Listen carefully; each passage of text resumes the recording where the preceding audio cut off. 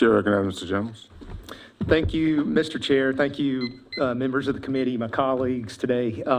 This is, and I've got to say, I agree with people on both sides.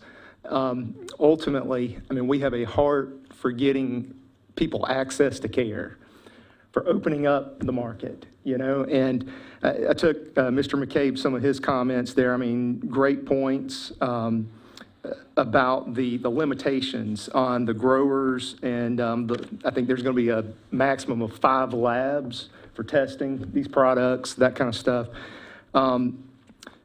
But this is, we've heard a lot of testimony recently, but this is, as it's been said, it's been going on for 8 years. You know, that this has been vetted, there's been deliberation on this for a very long time.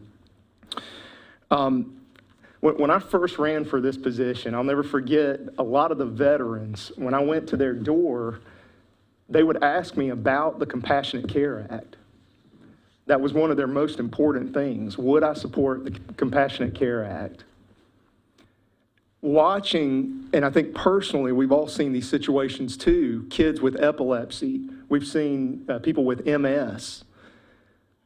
These kind of things. People leaving South Carolina trying to, in the past, you know, trying to find medical treatment. And I mean, for me at least, my eyes were open to this, you know, a lot, especially recently during the COVID pandemic, when people were looking for care. And you had government officials saying, do this, trying to restrict people from doing certain things. And you had doctors out there that were having success with a lot of treatments.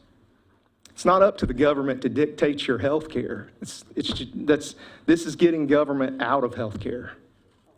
You know, and I'll say this too, with every medicine, with every drug, I mean, there are risks. There are definitely risks. But there's also benefits. And I think the limitations, the guardrails that have been put in place in this bill, I mean, we have the most restrictive bill in the country. We've got basically 12 qualifying conditions. A lot of states have 22 plus. This is very, very limiting. This is a responsible way to do this. One of the quotes that's been going through my mind throughout this situation is Thomas Jefferson once said that he would rather be exposed to the inconveniences of attending too much liberty than those attending too small a degree of it. And that's what I'm thinking about right now. I hope we're going to open this up to people in this state so that they can have more medical freedom. Thank you. Okay, thank you.